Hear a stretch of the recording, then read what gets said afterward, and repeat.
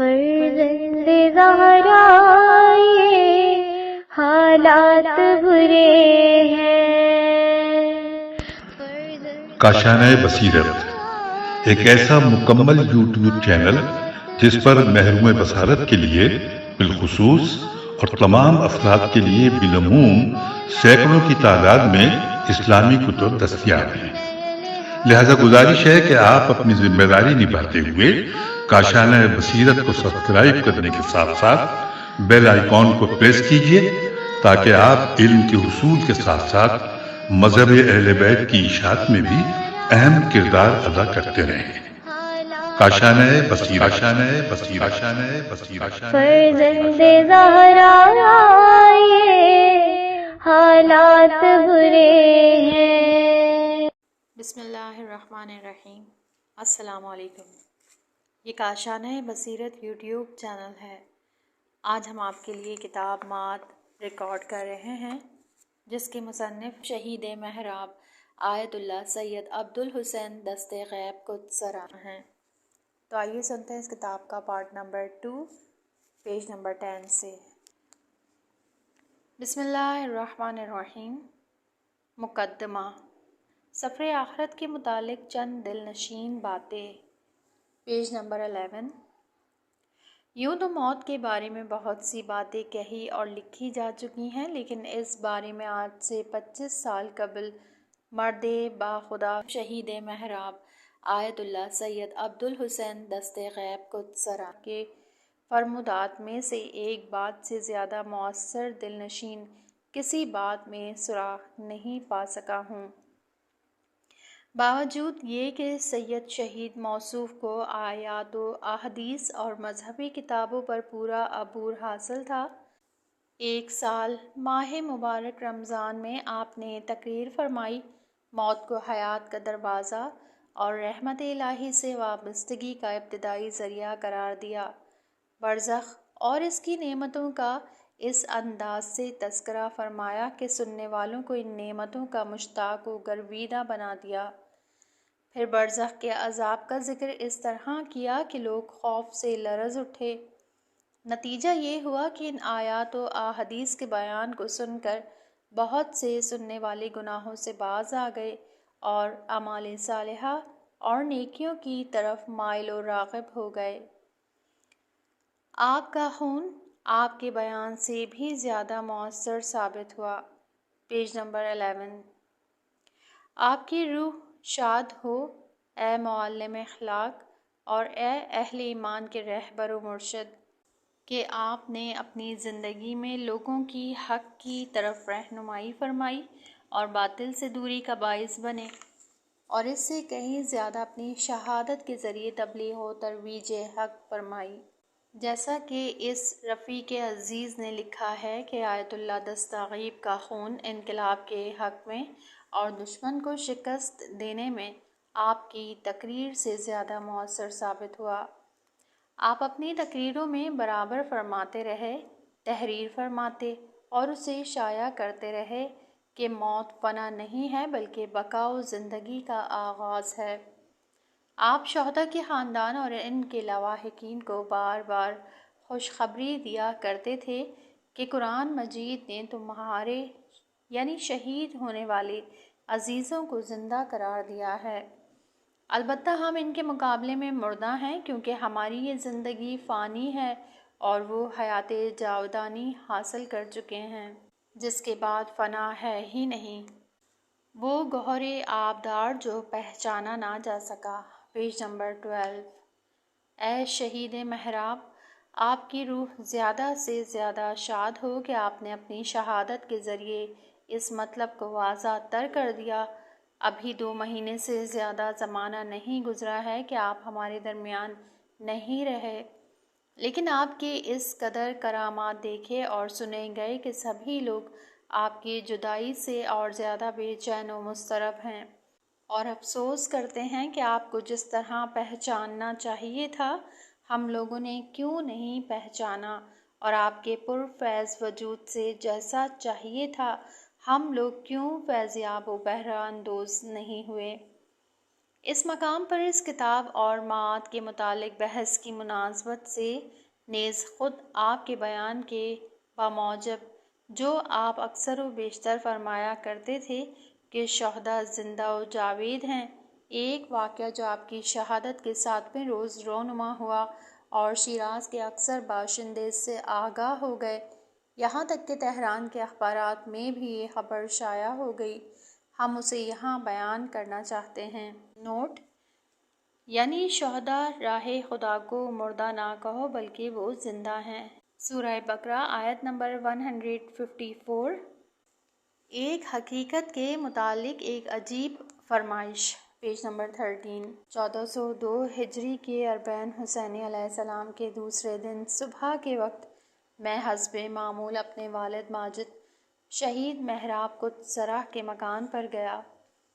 Office secretary میرے پاس آئے اور سلام و مجاز پرسی وغیرہ کے بعد انہوں نے اپنی گفتگو کا آغاز ایک سیدانی خاتون کے خواب کے بیان سے اس طرح کیا: ایک محترم سیدانی جنہیں میں اچھی طرح پہچانتا ہوں اور ان کا مکان میرے مکان کے پڑوس میں ہی ہے، کہتی ہیں کہ میں نے گزشتہ شب مرحوم آقا شہید محراب قدس کو خواب میں دیکھا۔ مرحوم نے مجھ سے فرمایا کہ میرے جسم کے کچھ ٹکڑے اس گلی جس میں مرحوم کی شہادت واقع ہوئی کی دیوار کی اینٹوں میں پھنسے اور چپکے رہ گئے ہیں، ان ٹکڑوں کو لا کر میرے جسم سے ملا دو۔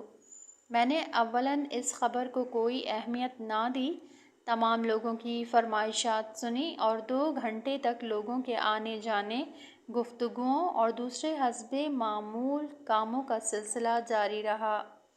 اس کے بعد میں ایک جماعت کے ساتھ ایک فاتحہ خوانی کی مجلس میں شرکت کے ارادے سے باہر نکلا۔ اتفاقاً ہمیں اسی طرف سے گزرنا تھا جہاں مرحوم کی شہادت واقع ہوئی تھی۔ چنانچہ جب ہم لوگ اس مقام شہادت پر پہنچے تو اچانک وہ خواب مجھے یاد آ گیا اور میں نے اپنے بعض ہمراہیوں سے ماجرا بیان کیا کہ آج صبح اس طرح کا خواب مجھ سے بیان کیا گیا ہے، لہٰذا اگر ادھر دیکھتے چلیں تو کیا حرج ہے۔ اور اس کے بعد جوں ہی ہماری پہلی نظر اس دیوار پر پڑی تو ہم سب نے دیکھا کہ گوشت کے متفرق ٹکڑے اینٹوں کے درمیانی شگافوں میں چپکے ہوئے موجود تھے۔ ایک جنازے کی دوبارہ تشییع، پیج نمبر 14۔ ہمارے ساتھیوں میں سے 2 شخص آمادہ ہوئے کہ شہید محراب کے جسم کے ان ریزہ ریزہ ٹکڑوں کو جمع کریں، چنانچہ انہوں نے ان ریزوں کو جمع کر کے پلاسٹک کی 2 تھیلیوں میں محفوظ کر لیا۔ اس واقعے کی خبر بڑی تیزی سے پورے شہر میں پھیل گئی، خصوصاً اس وجہ سے کہ اربعین حسینی علیہ السلام اور شہداء کے ہفتم کا دن تھا اور شہر شیراز میں مکمل تعطیل تھی۔ شب جمعہ کو جامع مسجد شیراز میں حسب معمول قدیم اور شہید محراب کے برسوں کے مقررہ دستور کے مطابق دعائے کمیل کی مجلس برپا ہوئی اور سوگوار و غم رسیدہ مومنین کے مجمع کثیر نے مذکورہ واقعے کو سنا، اور پھر وہیں اس بات کا اعلان کیا گیا کہ آج 10 بجے رات آیت اللہ شہید کے باقی ماندہ اعضا جسم کی دوبارہ تشییع عمل میں آئے گی۔ چنانچہ حسب اعلان عمل درآمد ہوا اور عزاداری کے دستے اور ماتمی انجمن کافی رات گئے تک صحن حضرت احمد بن موسیٰ کاظم علیہ السلام میں عزاداری اور ماتم میں سرگرم رہے۔ آخر میں روز اربعین حضرت ابی عبداللہ حسین علیہ السلام کے بقیہ حصہ بدن کو حضرت کے جسم اقدس کے ساتھ دفن کیے جانے کی یاد دل میں لیے ہوئے ان دونوں تھیلیوں کو جن میں شہید محراب کے اجزائے بدن محفوظ کیے گئے تھے لائے اور شہید کی قبر کے پایتی حصے کو شگافتہ کر کے ان تھیلیوں کو آپ کے جسم شریف سے متصل رکھ دیا گیا۔ دوسرے 2 افراد نے بھی یہی خواب دیکھا تھا، پیج نمبر 14۔ حقیقت یہ ہے کہ یہ واقعہ عجیب حیرت ناک واقعہ تھا۔ میں یہ عرض کرنا بھول گیا تھا کہ اسی روز اس گلی کی دیواروں کی اینٹوں کے شگافوں میں مذکورہ کاوشوں کے 1 گھنٹے بعد ایک صاحب نے جو مخلصین میں سے ہیں اور زمرۂ روحانین سے تعلق رکھتے ہیں اور لائق احترام اور قابل اطمینان ہیں، مجھے بتایا کہ دوسرے 2 افراد نے بھی، جن میں ایک شہداء کے پسماندگان میں سے ہیں، ایسا ہی خواب گزشتہ شب دیکھا ہے۔ یہ سننے کے بعد اس واقعے نے میری نظر میں بے حد اہمیت پیدا کر لی اور آخر کار میں نے ان محترم سیدانی کے پاس کہلا بھیجا کہ مہربانی کر کے اپنا پورا خواب ماں اپنے نام اور اپنے شوہر اور خانوادے کے نام اور پتے کی لکھ کر میرے پاس بھیج دیں۔ چنانچہ سیدانی نے میری استدعا قبول کی اور میری حسب خواہش سب کچھ مفصل لکھ کر میرے پاس بھیج دیا، اور وہ نوشتہ و تحریر اس وقت میرے سامنے موجود ہے، اور میں عزیز قرائن کی اجازت سے اس تحریر کے صرف چند جملے نقل کرنا چاہتا ہوں تاکہ تاریخ میں ثبت ہو کر رہ جائے اور موجودہ و آئندہ نسلوں کے لیے عبرت کا باعث ہو۔ وہ خاتون اس طرح رقم تراز ہیں، یعنی میرے گوشت کے ٹکڑے دیوار کے شگافوں میں رہ گئے ہیں۔ صورت خواب: میں ایک بڑے سے باغ میں تھی کہ یکایک آیت اللہ دستغیب کو اپنے آگے جاتے ہوئے دیکھا اور میں آپ کے پیچھے پیچھے جا رہی ہوں۔ ویسے تو وہ گل و باغ ہی تھا، لیکن جس حصے میں آیت اللہ دستغیب تھے وہ چمن کا وسطی حصہ تھا، اور آغا اس وقت قہوہ رنگ کی آبا اپنے کندھوں پر ڈالے ہوئے تھے۔ مجھ سے فرمایا کہ تم جاؤ اور ان لوگوں سے کہہ دو کہ میرے گوشت کے ٹکڑے دیوار کے شگافوں میں رہ گئے ہیں، اور یہ جملے کئی بار فرمائے۔ چنانچہ جب میں خواب سے بیدار ہوئی تو بے حد حیران تھی۔ ایک قصہ، ایک کتاب سے زیادہ حقیقت کا ترجمان، پیج نمبر 15۔ اب آپ خود ہی فیصلہ کریں کہ یہ رویائے صادقہ اور حکایت واقعی کس قدر حقیقت کی ترجمان ہے۔ ایک بڑی کتاب سے زیادہ بولتا ہوا ثبوت۔ شہید محراب نے اپنی اس کتاب میں جو فرمایا تھا، موت فنا نہیں ہے بلکہ نئی زندگی کا دروازہ ہے۔ شہید راہ خدا زندہ ہیں اور ان کے پروردگار کے پاس سے انہیں رزق دیا جاتا ہے۔ یا اس عالم کے حالات و کیفیات کے مقابلے میں عالم برزخ میں روح کے متعلق سیر حاصل علمی بحث فرمائی ہے۔ پھر روح کی اپنے جسم کی طرف توجہ و رجوع فرمایا ہے۔ یہ سب باتیں واقعیت رکھتی ہیں۔ انہیں شہید نے بذات خود عملاً ثابت کر دیا اور ظاہر کر دیا کہ ہاں واقعاً ایسا ہی ہے۔ کوزے میں دریا، پیج نمبر 16۔ ہم اس کتاب کے مطالب و مضامین عالیہ کی طرف ایک اجمالی نظر ڈالتے ہوئے، باوجود اس کے کہ اس کا حجم بہت مختصر ہے، موت و بعد الموت کے تمام حالات پر پوری طرح حاوی ہونے کی طرف متوجہ ہوتے ہیں۔ شہید رحمۃ اللہ علیہ نہایت دلکش انداز اور پسندیدہ الفاظ میں سفر آخرت کا ذکر موت سے شروع فرماتے ہیں اور پھر نیکوکاروں اور بدکاروں کے لیے موت کی قسموں کو شمار فرمایا ہے۔ اختصار و جاکنی کی حالت و کیفیت کو پڑھنے والوں کے لیے اس طرح مجسم کر کے بیان فرمایا ہے، گویا خود جاکنی کی حالت میں ہوں۔ پھر عالم برزخ کا تذکرہ فرماتے ہیں اور برزخی جنت اور اس کی نعمتوں کے بارے میں آیات و احادیث کی روشنی میں بہت تفصیل کے ساتھ بیان فرماتے ہیں، اور دوسری طرف برزخی دوزخ اور اس کے عذابوں اور سزاؤں پر سے پردہ اٹھاتے ہیں، اور بہت سے واقعات اور سچے خوابوں کو اپنی نگارشات کی تائید میں بطور شاہد پیش فرمایا ہے، اور مؤثر انداز تحریر کے ذریعے پڑھنے والوں کو ان کی آئندہ منزلوں کی طرف متوجہ فرمایا ہے۔ اس کے بعد قیامت برپا ہونے سے قبل کے حالات اور قیامت سے متعلق دلیلیں آیات و احادیث سے پیش فرمائی ہیں، اور نہایت سادہ و سلیس عبارت میں ان پر بحث کی ہے۔ صراط و میزان، بہشت و دوزخ، ثواب و عذاب کے متعلق معتبر مدرکوں اور ماخذوں کے مطابق اظہار خیال فرمایا ہے۔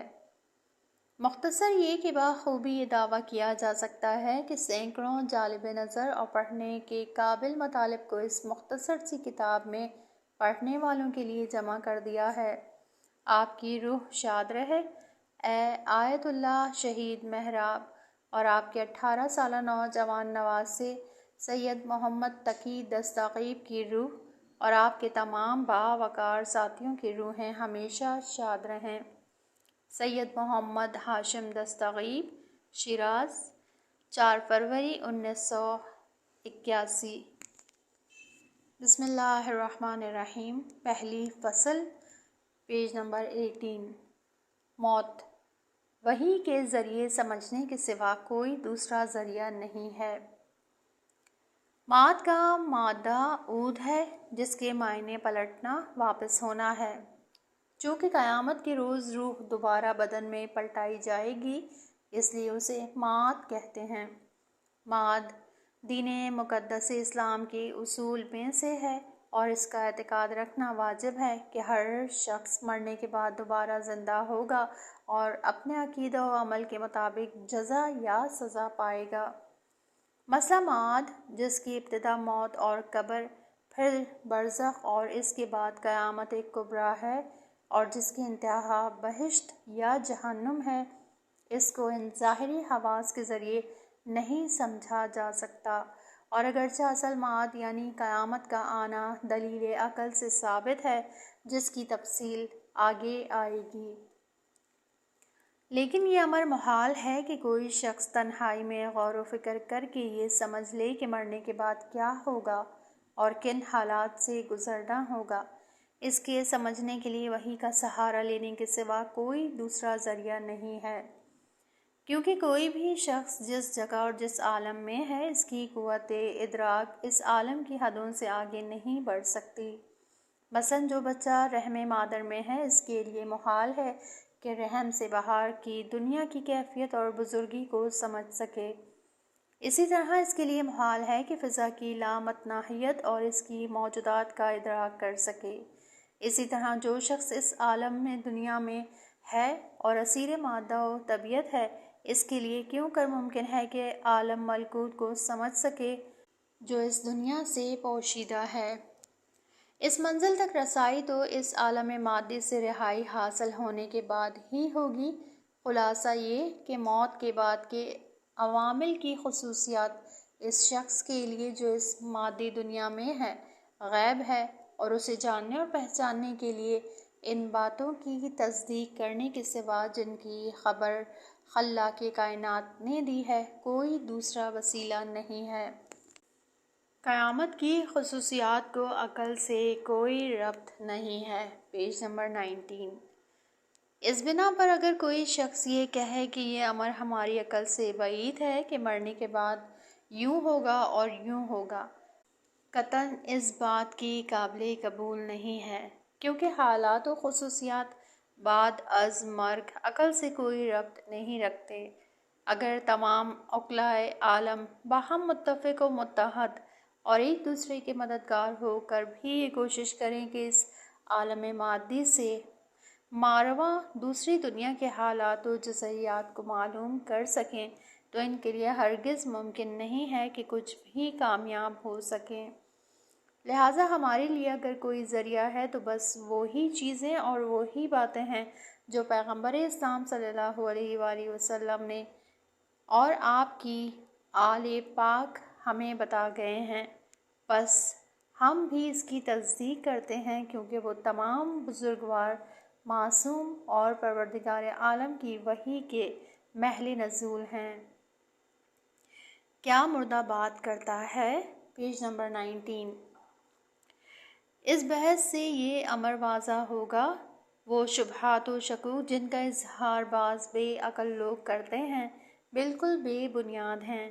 مثلاً یہ کہ جو شخص مر گیا اس کا جسم جماد یعنی مٹی و پتھر کے حکم میں ہے، جیسے سوکھی لکڑی، ایسی حالت میں قبر کے اندر اس سے سوال و جواب کیسا؟ یعنی کیا مٹی و پتھر بھی سنتے اور بولتے ہیں؟ ہم اگر مردے کے منہ میں کوئی چیز بھر دیں اور دوسرے روز اس کی قبر کھود کر دیکھیں تو ہمیں معلوم ہوگا کہ اس کے منہ سے کوئی چیز بھی باہر نہیں نکلی ہے۔ اس شبہے کا جواب آگے جلد ہی دیا جائے گا۔ نطق یعنی گویائی صرف زبان کے ساتھ مختص نہیں ہے۔ Page number 20۔ مذکورہ بالا شبہات و اشکالات و اعتراضات دراصل آخرت اور کارخانہ قدرت کاملہ الہی سے بے خبری و لا علمی اور غیب پر ایمان نہ رکھنے کی وجہ سے پیش کیے جاتے ہیں۔ ان امور کا بنظر استحجاب دیکھنا فہم و ادراک کی کمی کا شاہد ہے۔ معترض یہ خیال کرتا ہے کہ نطق فقط زبان ہی کے ذریعے ہوتا ہے، روحیں نہیں بولتی، حرکت صرف حیوانات کے ہاتھوں پاؤں کے ساتھ مخصوص ہے، روحیں حرکت نہیں کرتی۔ حالانکہ خود معترض ہر شب نیند کی حالت میں بہت سی باتیں کرتا ہے، بغیر اس کے کہ اس کی زبان یا اس کے ہونٹوں کو حرکت ہو۔ وہ باتیں کرتا ہے، لیکن اگر کوئی شخص اس کے پاس ہی بیدار ہوتا ہے تو وہ بھی اس کی آواز نہیں سنتا۔ اس طرح حالت خواب میں معلوم نہیں کہاں کہاں کی سیر کر آتا ہے، جبکہ اس کا جسم اس کے بستر پر بے حس و حرکت ہوتا ہے۔ خواب دیکھنے میں انبیاء علیہ السلام کی تصدیق کی حکمت پوشیدہ ہے۔ Page number 20۔ حضرت امام موسیٰ بن جعفر علیہ السلام فرماتے ہیں کہ انسان خلقت کے ابتدائی زمانوں میں نیند کی حالت میں خواب نہیں دیکھتا تھا۔ بعد میں خدا نے اسے خواب دیکھنے کی خاصیت عطا فرمائی، اور اس کا سبب یہ ہوا کہ خداوند عالم نے کسی پیغمبر کو اس زمانے کے لوگوں کی ہدایت اور دعوت حق کے لیے مبعوث فرمایا، اور انہوں نے لوگوں کو پروردگار عالم کی اطاعت و بندگی کا حکم دیا۔ لوگوں نے کہا کہ اگر ہم خدا کی پرستش کریں تو اس کے عوض ہمیں کیا ملے گا؟ حالانکہ آپ کے پاس جو مال و دولت ہے وہ ہمارے مال و دولت سے زیادہ نہیں ہے۔ پیغمبر نے فرمایا کہ اگر تم خدا کی اطاعت کرو گے تو اس کے عوض میں تمہیں جنت ملے گی، اور اگر نافرمانی کرو گے اور میری بات نہ سنو گے تو تمہیں دوزخ کی سزا ملے گی۔ ان لوگوں نے کہا کہ بہشت و دوزخ کیا ہیں؟ پیغمبر نے ان کے سامنے دونوں کی صفتیں بیان کی۔ لوگوں نے پوچھا کہ ہم ان جگہوں پر کب پہنچیں گے؟ نبی نے فرمایا، مرنے کے بعد۔ لوگوں نے کہا، ہم تو دیکھتے ہیں کہ ہمارے مردے بوسیدہ ہو کر خاک ہو جاتے ہیں، اور جو باتیں آپ نے بیان کی ان میں سے کوئی چیز بھی ان کے لیے ہم نے نہیں دیکھی۔ اس طرح ان لوگوں نے نبی کی تکذیب کی۔ تب خداوند عالم نے ان لوگوں کو خواب دیکھنے کی صفت عطا کی۔ ان لوگوں نے دیکھا کہ وہ کھا رہے ہیں، پی رہے ہیں اور چلتے پھرتے ہیں، بولتے ہیں، سنتے ہیں وغیرہ۔ جب وہ لوگ بیدار ہوئے تو خواب میں جو کچھ دیکھا تھا اس کا کوئی اثر و نشان نہیں پایا، تو نبی کے پاس گئے اور اپنے خوابوں کو بیان کیا۔ پیغمبر نے فرمایا کہ خدا نے اپنی حجت تم پر تمام کر دی، تمہاری روحیں ایسی ہی ہیں جس طرح تم نے خواب میں بہت کچھ دیکھا اور سنا وغیرہ وغیرہ، مگر بیدار ہونے کے بعد اس کا کوئی نشان تم نے نہیں دیکھا۔ اسی طرح مرنے کے بعد اگرچہ تمہارے بدن خاک میں بوسیدہ ہو کر خاک ہو جاتے ہیں، لیکن تمہاری روحیں قیامت تک عذاب میں مبتلا رہتی ہیں، یا پھر راحت و آرام اور ناز و نعمت میں رہتی ہیں۔ مذکورہ امور کو قبول نہ کرنا کم عقلی کی دلیل ہے۔ Page number 21۔ محتملات اور امکانات کی کثرت عقل کا لازمہ ہے، یعنی عاقل انسان جو بات بھی سنتا ہے اگر وہ محال عقلی نہ ہو تو اس کے بارے میں اسے یہ احتمال ہوتا ہے کہ شاید یہ خبر صحیح ہو اور شاید واقع کے خلاف ہو۔ لیکن اگر خبر دینے والی کوئی معصوم ہستی ہے تو انسان یہ کہہ دے گا کہ یہ خبر قطعاً صحیح ہے، لیکن اگر کوئی کم عقل اور جاہل شخص ہوگا تو یہ کہے گا کہ یہ کیسی باتیں ہیں، ہماری سمجھ میں تو نہیں آتی۔ یعنی معصوم کی خبر کو تسلیم نہ کرنا کم عقلی اور کم ظریفی کی بنا پر ہوگا۔ ایسا شخص چوپایوں کی طرح 2 پاؤں کا جانور ہے جس کے ادراک کی حد بس کھانے، سونے اور جنس مخالف کے ساتھ اختلاط تک منحصر ہے۔ ظاہر ہے کہ اگر بیل اور گدھے سے یہ کہیں کہ مرنے کے وقت فرشتہ آتا ہے یا قبر میں سوال و جواب ہوگا تو وہ اسے قبول نہیں کر سکتے، کیونکہ ان کے فہم و ادراک کی حد ان کے شکم و شرمگاہ سے آگے ہی نہیں جا سکتی، جبکہ مطالب عالیہ کا قبول کرنا روح کی بلندی و وسعت کا حق ہے۔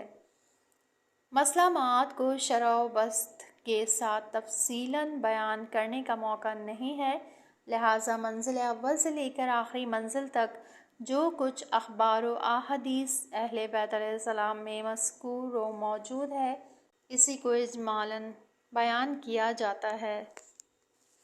پہلی منزل، موت، پیج نمبر 22۔ موت کی حقیقت۔ بدن سے روح کے علاقہ و رشتے کا منقطع ہو جانا موت کہلاتا ہے۔ بدن کے ساتھ روح کے تعلق کے لیے بہت سی تشبیہات اور مثالیں بیان کی گئی ہیں۔ بعضوں نے کہا ہے کہ اس کی مثال کشتی اور ملاح کی ہے کہ موت کشتی کو ملاح کے قبضے اور اختیار سے نکال لیتی ہے۔ آپ کہتے ہیں کہ میرا پاؤں، میرا ہاتھ، میری آنکھ، اس کے معنی یہ ہوئے کہ یہ میں، ہاتھ، پاؤں اور آنکھ کے علاوہ کوئی چیز ہے۔ جب آپ یہ کہتے ہیں کہ میں چلا تو یہ صحیح ہے کہ آپ چلے، لیکن اپنے پاؤں کے ذریعے سے چلے۔ معلوم ہوا کہ آپ اپنے پاؤں کے علاوہ کوئی چیز ہیں۔ آپ کہتے ہیں کہ میں نے دیکھا، میں نے سنا، میں نے کہا۔ ان تمام جملوں میں لفظ میں کی برگشت ایک شخص واحد کی طرف ہے، اور یہ شخص وہی آپ کی روح شریف ہے جو ان مظاہر کے ذریعے ظہور پیدا کرتی ہے۔ روح ہی دیکھتی ہے، روح ہی سنتی ہے، لیکن ان آنکھوں کے ڈھیلوں اور کانوں کے سوراخوں سے بھی روح ہی دیکھتی ہے اور سنتی ہے۔ البتہ یہ آنکھیں اور کان روح کے دیکھنے اور سننے کا آلہ اور ذریعہ ہیں۔ روح ایک چراغ ہے جسے قدرت نے جسم کے ظلمت کدے میں روشن فرمایا ہے اور جو آنکھوں، کانوں اور دوسرے تمام حواس کے ذریعے اپنی روشنی کا مظاہرہ کرتی ہے۔ موت کیا ہے؟ ایک چراغ کو ایک جگہ سے دوسری جگہ منتقل کر دینا۔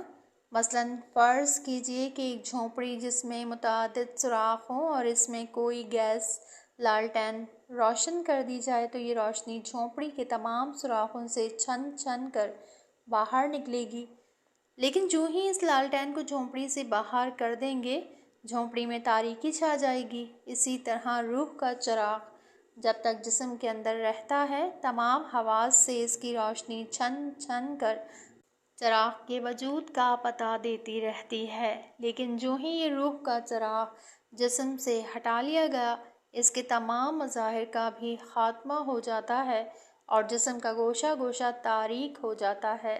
بس یہی موت ہے۔ یہ ایک مثال تھی صرف سمجھنے سمجھانے کے لیے، ورنہ روح نہ تو جسم کے اندر داخل ہوتی ہے اور نہ خارج ہوتی ہے۔ Page number 23۔ یہ جان لینا چاہیے کہ روح کا بدن سے تعلق نہ بطور حلول ہے، یعنی روح بدن کے اندر داخل ہو جیسے کسی ظرف میں پانی یا خالی جگہ میں ہوا، اور نہ یہ کہا جا سکتا ہے کہ جسم سے خارج اور باہر رہتی ہے یا موت کے وقت جسم سے باہر نکل جاتی ہے، کیونکہ روح جوہر ہے، جسم نہیں ہے، اس لیے اس کے لیے داخل و خارج ہونا نہیں ہوتا۔ فقط اس کا تعلق جسم سے اس طرح ہوتا ہے کہ اس کی توجہ کامل جسم کی طرف ہوتی ہے۔ موت اسی تعلق اور رشتے کا منقطع ہو جانا ہے۔ یہ بھی واجب ہے کہ ہم اس بات کا اعتقاد رکھتے ہوں کہ موت باذن خدا واقع ہوتی ہے۔ وہی ذات جس نے شکم مادر میں روح کا تعلق جسم کے ساتھ کیا ہے، اس مادی زندگی کے آخری دن اور آخری لمحے میں وہی اس تعلق کو ختم بھی کر دیتا ہے۔ وہی حیات عطا کرنے والا ہے اور وہی موت دینے والا ہے۔ اتنا تو قرآن مجید میں بھی ہے کہ خدا زندہ کرتا ہے اور خدا ہی مارتا ہے، یعنی موت دیتا ہے۔ بعض اشخاص عوام اسرائیل یعنی ملکن موت سے بہت خفا رہتے ہیں، ان کا نام بھی سننا پسند نہیں کرتے۔ بلکہ انہیں برا بھلا بھی کہہ دیتے ہیں، حالانکہ وہ جانتے ہیں کہ اسرائیل اپنے اختیار سے کچھ بھی نہیں کرتے، وہ پروردگار عالم کی طرف سے مامور ہیں، اور جو بھی کرتے ہیں وہ باذن خدا و باحکم خدا بجا لاتے ہیں۔ قبض روح کی کیفیت، پیج نمبر 24۔ قبض روح کی کیفیت کا تذکرہ حدیث معراج النبی صلی اللہ علیہ وآلہ وسلم کے ضمن میں موجود ہے، جس کا خلاصہ یہ ہے کہ اسرائیل یعنی ملکن موت کے سامنے ایک تختی ہے جس پر تمام لوگوں کے نام درج ہیں۔ پس جس شخص کی موت کا وقت آ جاتا ہے، اس کا نام اس تختی سے مٹا دیا جاتا ہے، اور اسرائیل علیہ السلام فوراً اس کی روح قبض کر لیتے ہیں۔ یہ بھی ممکن ہے کہ ایک ہی وقت و لمحے میں ہزاروں اشخاص کے نام اس لوح سے مٹا دیے جائیں، اور اسرائیل بھی آن واحد میں ان سب کی روحیں قبض کر لیں۔